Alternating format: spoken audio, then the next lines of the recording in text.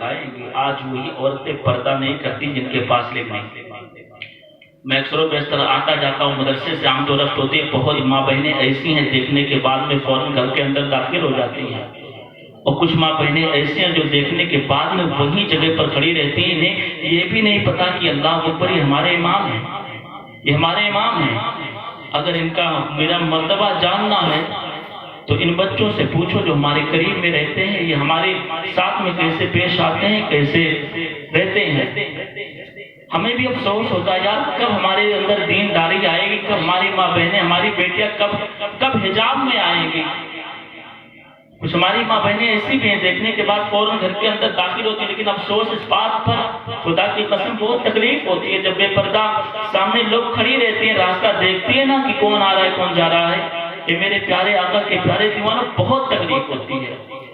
بلا ضرورت فضول وقت پر کسی کا راستہ تکنا بہت بڑا گناہ ہے، گناہ کبیرہ۔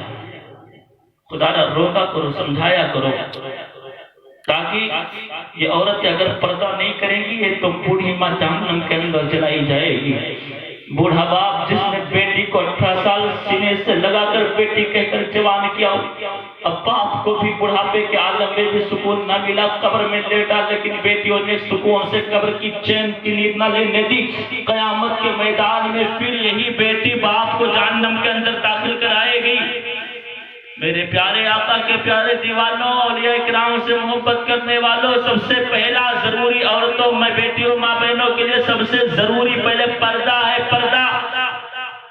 ان کا ہر حال میں پردہ کرایا جائے۔ اور جس گھر میں نے پڑھا، جس گھر میں عورتوں کی آواز بلند ہوتی ہے، کبھی رحمت کے فرشتے اس آنگن میں نہیں آتے۔ جناب والا کیا ہوا، کیوں دوڑ دوڑ کر تعویذ میرے پاس بنوا رہے ہو؟ حضرت کماتا ہوں پیسہ نہیں بچتا، حضرت کماتا ہوں اولاد بیمار ہو جاتی ہے، حضرت کماتا ہوں باپ بیمار ہو جاتا ہے، پورا پیسہ پورا رقم دوائی میں چلا گیا۔ افسوس ہے نادانو، تم نے اپنے گھر کو سنوارا نہیں، اپنی بیٹیوں کو ایسے بے پردہ گھومنے دیا، اپنی عورتوں کو بے پردہ میدان میں اتار دیا۔ آج وہی وجہ ہے کہ اللہ کی لعنت ہم پر برس رہی ہے۔ آج یہی وجہ ہے جو ہماری خاطر ہمارے چہروں پر مسکراہٹ نہیں آتی ہے۔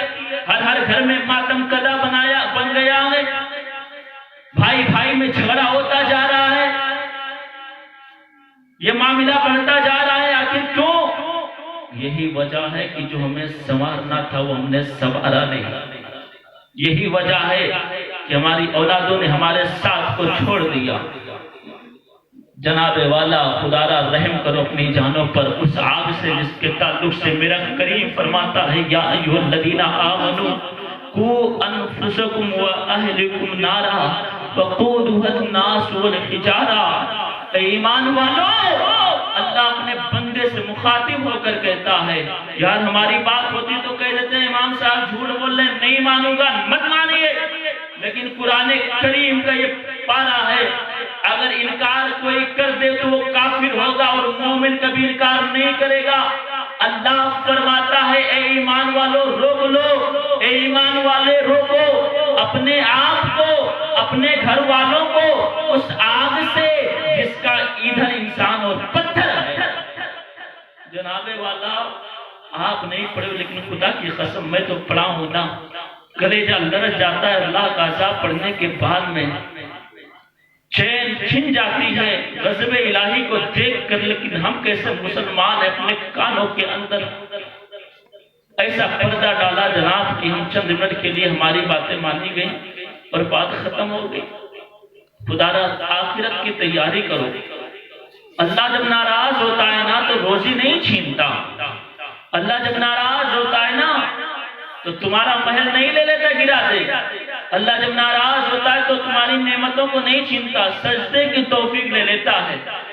جب بندہ اللہ کی عبادت میں نہ کھڑا ہو سکے تو یہ نہ سوچے میں بہت بڑا مالدار بن گیا، یہ نہ سوچے میں بہت بڑا کروڑ پتی بن گیا، یہ سوچے کہ میرا کریم رب اتنا ناراض کہ اب اپنے سامنے کھڑے ہونا وہ پسند ہی نہیں فرماتا، مجھے اپنے سامنے مجھے دیکھنا پسند ہی نہیں فرماتا۔ اور نوازیوں خوش ہو جاؤ جو 5 وقت اپنے کریم رب سے تم بات کر لیتے ہو، اور ماں بہنوں خوش سو جاؤ جو مصلی بچھا کر اپنے کریم رب سے گفتگو کر لیتی ہو، بات کر لیتی ہو، اللہ اپنے بندے سے 70,000 ماؤں سے زیادہ پیار فرماتا ہے۔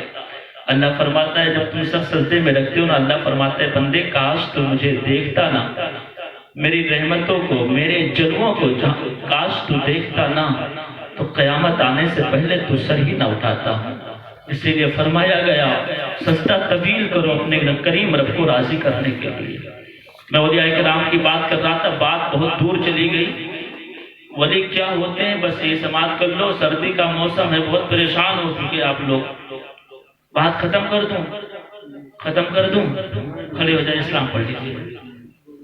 ہاں آخری واقعہ سما، ماشاء اللہ بہت موقع سے سماعت کر رہے ہیں۔ میں دعا کروں گا اللہ آپ لوگوں کی عمر کو عمر خضر عطا فرمائے۔ کہتے خضر علیہ السلام کی عمر بہت طویل تھی۔ میری یہی دعا ہوتی ہے یار، ماں باپ جب حیات ہوتے ہیں نا، آپ لوگ تو ہمارے باپ کے عہدے میں ہیں، اگر دیکھا جائے تو میں آپ کا بیٹا ہوں، لیکن یہ عہدہ صرف گھر ہی کے اندر ہوتا ہے، پھر الگ علمی بنیاد پر دیکھی جائے گی تو میں آپ سے بڑا ہوں۔ ہماری یہ ہوتی ہے ہماری خواہش کہ ہمارا کوئی بیٹا، ہمارا کوئی بھائی، ہمارا کوئی باپ، ہماری کوئی بیٹی، ہماری کوئی بہن اگر کوئی صراط المستقیم پر آ جاتی ہے تو قسم خدا کی سینہ چھوڑا ہوتا ہے، ہاں کہ مصطفیٰ کو میں بھی چہرہ دکھاؤں گا۔ اللہ نے مجھے علم عطا کیا تو آپ کی سیرت پر میں نے کام کیا، اور آقا میں نے ان لوگوں کو ہدایت کے راستے پہ کھڑا کیا، ورنہ میرا علم حاصل کرنا ایسے ہی ہوا کہ میں نے کھیت تو جوت دیا، اس کے اندر دانا نہیں ڈالا۔ آج میں بچوں کو نماز کے لیے مارتا ہوں، بچوں کو نماز پر سختی کر کے مارتا ہوں، اس لیے نہیں مارتا ہوں صرف اللہ کو راضی کرنے کے لیے، اور ہمارا کوئی مقصد نہیں ہے، ہمارا ظلم کرنا مقصد نہیں، کیونکہ قدرت کبھی ظالم کو معاف نہیں کرتی، ظالم کی پکڑ بہت سخت ہوتی ہے۔ آؤ دیکھو اولیاء کرام کی بات کر رہا تھا، پیر کیا ہوتے ہیں؟ آپ لوگوں نے ایک نام سنا ہوگا نا بخاری کا، خواجہ بہاؤالدین نقشبندی رحمۃ اللہ تعالیٰ علیہ۔ سارے لوگ بیدار ہیں نا؟ خواجہ بہاؤالدین نقشبندی رحمۃ اللہ تعالیٰ علیہ، آپ بخاری کے رہنے والے ہیں۔ آؤ دیکھو تاریخ اٹھاؤ، خواجہ بہاؤالدین نقشبندی رحمۃ اللہ تعالیٰ علیہ ایک مرتبہ سفر کرتے کرتے ایک جگہ تشریف لے گئے، یعنی کچھ فاصلے پر چلے گئے، 2 یا 3 میل دور چلے گئے۔ ایک جگہ آپ بیٹھ جاتے ہیں، بہت لمبی بھیڑ لگ جاتی ہے، جب پیر آ جاتے ہیں تو بہت سارے لوگ جمع ہو جاتے ہیں، اور جب لوگوں کی ریلی نکلنا شروع ہو جاتی ہے، جب یہ زندے ولی ہوتے ہیں، زندے پر رہتے ہیں تو ایک ریلی نکلا کرتی ہے، لیکن جب مزار کے اندر چلے جاتے ہیں تو ریلی نہیں بلکہ میلہ لگا دیا جاتا ہے، بلکہ میلوں کے اندر جیسے لوگ شمار ہو جاتے ہیں، کئی کئی لاکھوں کے تعداد میں لوگ جمع ہوتے ہیں۔ آؤ تاریخ اٹھاؤ، میں آپ کو بتاؤں، آپ بہاؤالدین نقشبندی بخاری رحمۃ اللہ تعالیٰ علیہ، آپ اس دور کے ولی ہیں جب اس دور میں جب کوئی عالم دین نہیں تھا، کوئی عالم دین نہیں تھا، دور دور تک کوئی عالم نظر ہی نہیں آ رہا تھا۔ اے میرے پیارو، آپ بیٹھے تھے، لوگوں کو دین کی باتیں بتا رہے تھے، اتنے میں ایک نظر پڑتی ہے، ایک 8 یا 10 سال کی بچی آئی ہے، ایک چھوٹی سی بچی آئی ہے، سامنے سے دیکھا ہے، ماں نے کہا تھا بیٹی جاؤ کچھ سودا دکان سے لانا ہے، بیٹی دکان پر گئی سودا لینے کے لیے، اس کے بعد میں دیکھا کہ بہت سارے لوگ جمع ہیں، بہت بھیڑ لگی ہوئی ہے، وہ لوگوں کو ہٹا کر دیکھنے لگی تو کیا دیکھتی ہے، ایک نورانی چہرے والے بزرگ بیٹھے ہیں، چہرے پر نور ہے، بہت اچھا اخلاق ہے، بہت اچھی گفتگو کر رہے ہیں۔ اے میرے پیارے آقا کے پیارے دیوانوں، پھر اس کے بعد میں وہ بیٹی نے ایک سے پوچھا، کہنے لگی بابا یہ بتاؤ یہ کون ہے؟ وہ نبی کی کلمہ پڑھنے والی بیٹی نہیں تھی، وہ ایک کافر کی بیٹی تھی۔ اے میرے پیاروں، پھر اس کے بعد میں پوچھا بابا یہ کیوں کون ہے؟ اس کے بعد میں یہ کہنے لگا، اے بیٹی یہ مسلمانوں کے پیر ہیں، یہ مسلمانوں کے پیر ہیں۔ کہا مجھے آگے جانے دیا جائے، چھوٹی سی بچی ہے، آگے پہنچی ہے، جانے کے بعد کہنے لگی بابا آپ کون ہو؟ کہ آپ مسلمانوں کے پیر ہو؟ کہا ہاں ہاں میں مسلمانوں کا پیر ہوں۔ کہا بابا یہ پیر کیا ہوتے ہیں، یہ بھی تو ذرا بتائیے، پیر کیا ہوتے ہیں؟ آپ نے مسکرایا، مسکرا کر جواب دیتے ہیں، اے بیٹی پیر وہ ہوتا ہے جو مصیبت میں مرید کے کام آ جاتا ہے، پیر وہ ہوتا ہے جو لوگوں کے مصیبت میں کام آ جائے۔ اس کے بعد میں یہ بیٹی کہنے لگی بابا کیا میری بھی مصیبت میں کام آ سکتے ہو؟ آپ نے کہا ہاں ہاں بیٹی میں تیری بھی مصیبت میں کام آ سکتا ہوں، لیکن شرط پہلے یہ ہے، شرط یہ ہے کہ پہلے تو کلمہ پڑھ کے اسلام کے اندر داخل ہو جا۔ بیٹی نے سوچنے کے بعد کہنے لگی میں یتیم ہوں، کوئی میرا سہارا دینے والا نہیں ہے، کوئی میری بھوک اور کھانے پر دھیان رکھنے والا نہیں ہے، لاؤ کیوں نہ جب یہ وعدہ کرتا ہے مصیبت میں کام آنے والا انسان ہو تو لاؤ اس کے ہاتھ پر کلمہ پڑھ کر اسلام کے اندر داخل ہوتی ہوں۔ وہ بچی ہے 10 سال کی بچی، کلمہ پڑھا ہے، کلمہ پڑھنے کے بعد میں اسلام کے اندر داخل ہوئی ہے۔ داخل ہونے کے بعد میں آپ نے مرید کیا، مرید کرنے کے بعد میں بیٹی جانے لگی اور اس کے بعد میں کہنے لگی بابا میں جا رہی ہوں، بابا میں جا رہی ہوں۔ آپ نے مسکرا کر جواب دیا بیٹی جاؤ۔ یہ بیٹی کہنے لگی بابا جو تم نے وعدہ کیا ہے پیر مصیبت میں کام آتا ہے تو واقعی آپ میری مصیبت میں کام آؤ گے نا؟ اس کے بعد میں آپ نے کہا ہاں بیٹی میں پیر ہوں اور مصیبت میں کام آنا یہ پیروں کی شان ہے۔ اس کے بعد میں میرے پیارے آقا کے پیارے دیوانوں، وہ بیٹی کہنے لگی بابا وعدہ تو سچا ہے نا، وعدہ تو نہیں خلاف ورزی ہوگا؟ آپ نے کہا نہیں بیٹی، ہم جو وعدہ کرتے ہیں مسلمان وہ وعدہ خلافی کبھی نہیں کر سکتے ہیں، جب مصیبت آئے گی تو پکار کر دیکھ لینا۔ اے میرے پیارے آقا کے پیارے دیوانوں، ایک مرتبہ کچھ بچوں کی طرف بادشاہ کے دربار میں تھی، یعنی بادشاہ کے دربار میں نوکری دی جا رہی تھی۔ اس بچی کو بھی طلب کر لیا گیا، بیٹی کو بلایا گیا ہے۔ بیٹی بادشاہ کے دربار میں پہنچی، حسین و جمیل بیٹی تھی، اس کو کام سونپ دیا گیا، ساری بیٹیوں کو کام دیا گیا کہ فلاں کا کام ایسا کام کرنا ہے، کسی کو برتن مانجنے پر لگا دیا گیا، کسی کو اور کوئی کام میں لگا دیا گیا، یعنی جتنے کام ہوا کرتے بادشاہوں کے دربار میں کام پہ لگا دیا گیا۔ بیٹی کو بھی نوکرانی کی جگہ پہ رکھ دیا گیا۔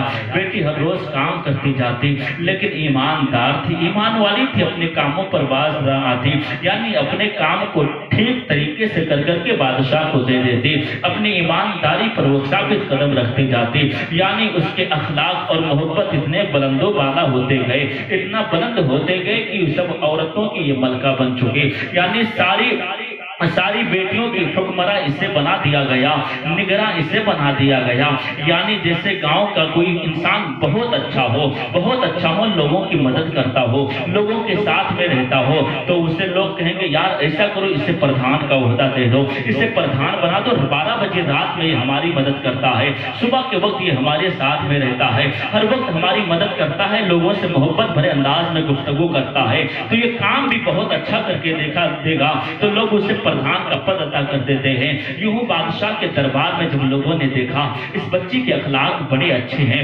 اخلاق و کردار بڑے اعلیٰ ہیں، تو بادشاہ نے کہا کہ اسے ساری عورتوں کا نگراں بنا دیا جائے، ساری مالکوں کا اسے نگراں بنا دیا جائے۔ اے میرے پیارے آقا کے پیارے دیوانوں، کچھ عورتیں بہت پہلے بادشاہ کے دربار میں رہا کرتی تھی، جب بیٹی کو نگراں بنایا گیا، حاکم بنا دیا گیا عورتوں پر دھیان رکھنے کے لیے، اب کچھ عورتوں کے اندر جلن پیدا ہونے لگی اور کہنے لگی یار کسی طرح سے اس بیٹی کا دامن داغدار کیا جائے اور بادشاہ کے دہلیز سے نکال دیا جائے، ورنہ جب تک یہ بیٹی رہے گی ہماری تو کوئی عزت و قدر اس محل کے اندر نہ رہے گی۔ لوگوں نے پھر عورتوں نے مشورہ کیا کیا کریں، کیسے کریں بیٹی کا دامن کیسے داغدار کیا جائے۔ ایک مرتبہ بادشاہ اپنے محل سے نکلا اور اپنا وہ ہار جو ایک موتی کا ہار گلے کے اندر ڈالا تھا اس کو نکال کر اپنے تخت پر رکھا، اس کے بعد میں ایک عورت آگے بڑھنے کے بعد میں چرا لیا۔ بادشاہ جب واپس آیا ہار تلاش کیا لیکن وہ ہار نہ ملا، پوچھا گیا بتاؤ وہ ہار کہاں ہے، سارے لوگوں کو جمع کیا گیا، ایک پلاننگ کی گئی کہ بیٹی کو اس پر کر دیں گے، بیٹی کو بتا دیں گے بیٹی نے ہار کو چرایا ہے۔ 5-7 عورتیں گواہی دینے کے لیے تیار ہو گئی، 5 عورتیں تیار ہیں گواہی دینے کے لیے، تہمت لگا دی گئی ہے بیٹی کے اوپر۔ یہ بیٹی ایماندار تھی، اخلاق و محبت کی پیکر تھی۔ جب ہار گموائے بادشاہ کا، اس کے بعد میں جب پوچھنا شروع کیا سارے لوگوں سے، ساری عورتوں نے کہا بادشاہ ہم نے اپنی آنکھوں سے دیکھا ہے کہ بیٹی نے ہار کو چرایا ہے۔ اللہ اکبر، بیٹی کو بادشاہ نے بلایا اور کہا بیٹی تو نے ہار کو چرایا؟ بیٹی کہنے لگی آنکھ میں آنسو آئے ہیں، رو کر کہنے لگی یہ بادشاہ یہ بات غلط ہے، میں اتنا دن سے آپ کے بارگاہ میں خدمت کر رہی ہوں، اتنا دن سے نگرانی کر رہی ہوں، ابھی تک کوئی معاملہ نہیں ہوا ہے، میں سچ کہہ رہا ہوں میں نے آپ کے ہار کو نہیں چور کی ہے۔ اتنا کہنا ہی تھا کہ 5 عورتیں آ کر گواہی بن جاتی ہیں۔ 5 عورتیں آ کر کھڑی ہو گئی، کہنے لگی اے بادشاہ ہم نے اپنی نظروں سے دیکھا ہے، اے بادشاہ ہم نے اپنی آنکھوں سے دیکھ لیا ہے، بیٹی نے ہار چرا لیا ہے۔ اے میرے پیارے آقا کے پیارے دیوانوں، پھر بادشاہ کا حکم ہوا ایسا کرو بیٹی کو قید خانے میں ڈال دیا جائے، بیٹی کو قید خانے میں ڈال دیا جائے۔ 7 دن کے بعد میں بیٹی کو پھانسی دے دیا جائے گا، 7 دن کے بعد میں بیٹی کو پھانسی کے پھندے پہ لٹکا دیا جائے گا، تار پہ چڑھ کے پھینک دیا جائے گا۔ اللہ اکبر، تاریخ بتا رہی ہے۔ اس کے بعد میں بیٹی کو قید خانے کے اندر ڈال دیا گیا، بیٹی کو سلاخوں کے اندر ڈال دیا گیا۔ ایک دن کا عرصہ گزرا ہے، بیٹی روتی رہی، کہتی رہی مولا تجھے تو پتا ہے مولا، جب بادشاہ نے کہا تھا بیٹی تو بھی کوئی اپنا کوئی گواہ پیش کر دے تاکہ تیری بھی بات سنی جائے۔ بیٹی نے کہا بادشاہ اس دربار میں میرا کوئی گواہ نہیں ہے، میری کوئی ثبوت نہیں جو لوگ میرے ساتھ میں کھڑے ہوں۔ اے میرے پیارے آقا کے پیارے دیوانوں، جب گواہی نہ مل سکی بادشاہ نے بیٹی کو قید خانے میں ڈلوا دیا، سلاخوں کے اندر ڈلوا دیا ہے۔ کہا 7 روز کے بعد میں دیوار پر کھڑے کر کے پھانسی دے دی جائے گی۔ اے میرے پیارے آقا کے پیارے دیوانوں، پھر اس کے بعد میں تاریخ یوں بتا رہی ہے۔ ایک دن کا عرصہ گزرا ہے، بیٹی رات بھر روتی رہی۔ بیٹیوں کا دل بہت نرم ہوتا ہے، کوئی انہیں ڈانٹ لگاتے ان کے آنکھ میں آنسو آ جاتے ہیں۔ ذرا اس بیٹی سے پوچھو جسے بلا قصور قید خانے کے اندر ڈال کر کے 7 دن کے بعد میں پھانسی کا سزا سنایا جائے گا۔ اللہ اکبر، تاریخ بتا رہی ہے یہ بیٹی رات بھر روتی رہی، روتی روتی ہچکیاں بندھ جاتی ہے، سو جاتی ہے۔ دوسرا دن آیا ہے، یہ بیٹی اب وہی حالات پر ہے، روتی جا رہی ہے۔ تیسرا دن آیا ہے، وہ بیٹی روتی جا رہی ہے۔ بادشاہ کا حکم بدلا کہ بیٹی کو پھانسی نہیں دیا جائے گا بلکہ اسے محل کے اوپر سے لے جا کر کے نیچے پھینک دیا جائے گا، بیٹی کو ایک دیوار کے قلعے سے نیچے گرا دیا جائے گا، پھانسی نہیں دیا جائے گا۔ اے میرے پیارے آقا کے پیارے دیوانوں، اب جب بیٹی نے سنا کہ قلعے کے اوپر ایک بڑی دیوار کے اوپر کھڑے ہو کر مجھ کو زمین پر پھینکا جائے گا، بیٹی کے آنکھ میں آنسو آئے ہیں، ہائے اب تو جسم کی ہڈیاں بھی چکنا چور ہو جائیں گی۔ یہاں پھانسی دینے کے بعد میں لاش تو بحفاظت مل جاتی تھی، لیکن اب تو قلعے کے دار پر کھڑے ہو کر لوگ جب پھینکیں گے تو میری ہڈیاں بھی چکنا چور ہو جائیں گی۔ 3 روز 4 روز کا عرصہ گزر گیا ہے، یہ بیٹی روتی جاتی۔ جب 5واں دن آیا ہے، جب 5واں دن آیا ہے تو پھر خیال آیا میرا پیر تو نہیں آیا، دل کے اندر خیال آیا میرا پیر تو نہیں آیا۔ بیٹی کے آنکھ میں آنسو آئے، یوں ہاتھ اٹھا کر بخارے کی جانب اشارہ کرنے لگے اور کہنے لگی اے میرے پیر و مرشد تم نے وعدہ کیا تھا، اے میرے پیر جب مصیبت آئے گی تو یاد کر لینا، اے بیٹی پیر وہ ہوتا ہے جو مصیبت میں کام آ جاتا ہے، اے بیٹی پیر وہ ہوتا ہے جو مصیبت میں کام آ جائے۔ اے میرے پیر آج مصیبت کا وقت ہے، 7 عورتوں نے میرے خلاف میں FIR درج کر دیا ہے، 7 عورتوں نے جھوٹی گواہی دے دی ہے، دامن داغدار کر دیا گیا ہے۔ اے میری پیر تو جانتا ہے میں بلا قصور ہوں، اے میرے مولا تو جانتا ہے مولا میں تو چوری نہیں کیوں ہوں، بلا قصور مجھے قید خانے کے اندر پھانسی کے دار پر چڑھایا جا رہا ہے۔ اللہ اکبر، بیٹی روتی جاتی ہے۔ 5واں دن گزر گیا، 6واں دن آیا ہے، 6واں دن آیا ہے لیکن کوئی نہیں آیا ہے۔ بادشاہ کا حکم ہوا ایسا کرو بیٹی کو نکالو، نکالنے کے بعد میں اب قلعے کی دار پر لے کر چڑھ جاؤ، دیوار پر لے کر چڑھ جاؤ اور وہیں سے نیچے پھینک دو۔ سپاہی آئے ہیں، بیٹی کے ہاتھ میں ہتھکڑیاں ڈال دی گئی ہیں، بیڑیاں ڈالی ہیں، ڈالنے کے بعد میں لے کر چلنا شروع کر دیتے ہیں۔ ایک سیڑھی پر چلتے ہیں، بیٹی مڑ مڑ کر دیکھ رہی ہے، دوسری سیڑھی پر سپاہی لے کر چڑھے ہیں، یہ بیٹی مڑ مڑ کے دیکھ رہی ہے، تیسری سیڑھی پر لے کر چڑھے ہیں، یہ بیٹی مڑ مڑ کر دیکھ رہی ہے۔ سپاہیوں نے پوچھ لیا اے بیٹی آخر یہ بتا کسے مڑ مڑ کر دیکھ رہی ہے، اے پیاری بیٹی یہ بتا کس کا راستہ تک رہی ہے۔ بیٹی نے کہا کسی کا انتظار ہے، کسی کا راہ تک رہی ہوں، کوئی آ رہا ہے۔ اس کے بعد میں سپاہیوں نے کہا اے بیٹی 6 دن گزر گئے، کوئی تیری مدد کے لیے نہیں آیا، نہ تیرا باپ آیا نہ تیری ماں آئی، نہ تیرا بھائی آیا نہ تیرے رشتہ دار آئے، نہ تیرے خاندان آئے۔ اے بیٹی اب کس کا راستہ تک رہی ہے، اب کوئی آنے والا نہیں ہے، اب قلعے کے دار سے تجھے پھینک دیا جائے گا، تیرے جسم کی ہڈیاں چکنا چور ہو جائیں گی۔ اللہ اکبر، 10-12 سال کی بچی ہے، جسم کانپ رہا ہے، قدم لرز رہے ہیں، لیکن مجبوری ہے جو کشش ہے سزا پر کھینچے لے کر جا رہی ہے، ایک مجبوری ہے جو بلا कसूर खींचे हुए लेकर जा रही है, ना जाती बेटी तो गर्दन पे काटा जाता। आज डर के खौफ के मारे ये बेटी जा रही है, आंख से आंसू टपकते जा रहे हैं। रो रो कर कहने लगी है, मेरे पीर अब ताखीर न कर, जल्दी आ जा। मेरे पीर अब आने में देर न कर, ए बुखारे वाले जल्दी आ जा, इससे पहले कि किले के तार से नीचे फेंक कर मेरी हड्डियों को चकनाचूर किया जाए।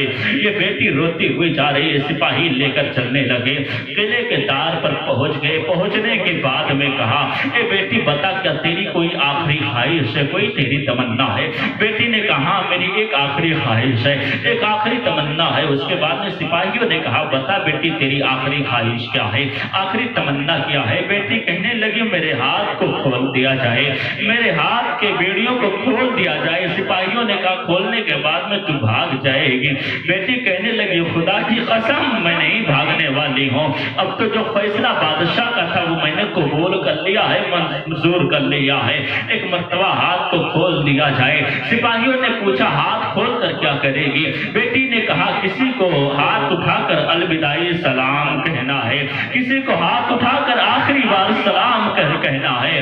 हाथ खोला गया, खोलने के बाद में बेटी ने हाथ उठाई, ये बुखारे की जानिब कहा है, कहने लगी, ए बुखारे वाले, ए मेरे पीर, तूने वादा किया था, मैंने उस वादे को मैंने पूरा की है। तूने कहा था तू इस्लाम के अंदर दाखिल हो जा, मैं वादा करता हूँ पीर, मुसीबत में काम आने वाला है, मैंने तो अपना वादा तो निभा दिया। देख अब मैं जा रही हूँ किले से नीचे, ए बुखारे वाले आना है तो आ जा, ताकि पता चल जाए तेरा भी सच्चा वादा था, मेरा भी सच्चा वादा है। बेटी के आंख में आंसू आए हैं, ए मेरे पीर तू नहीं आया है। तड़प तड़प कर बेटी ने आवाज लगाया है, ये सदा बुखारे के पास में जा रही है। उसके बाद सिपाहियों ने कहा, ए बेटी अब रोना बंद कर ले, अब तुझे किले के तार से फेंक दिया जाएगा। तारीख बता रही है, जमाना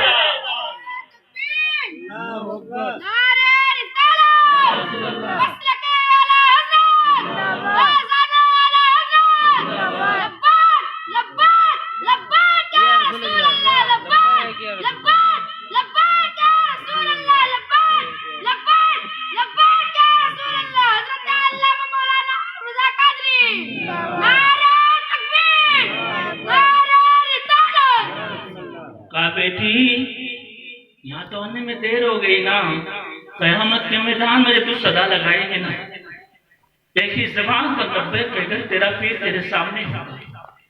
تو کسی شاعر نے بڑے پیر کے شان میں کہا تھا، یہ شعر سن لیں بات ختم کروں گا.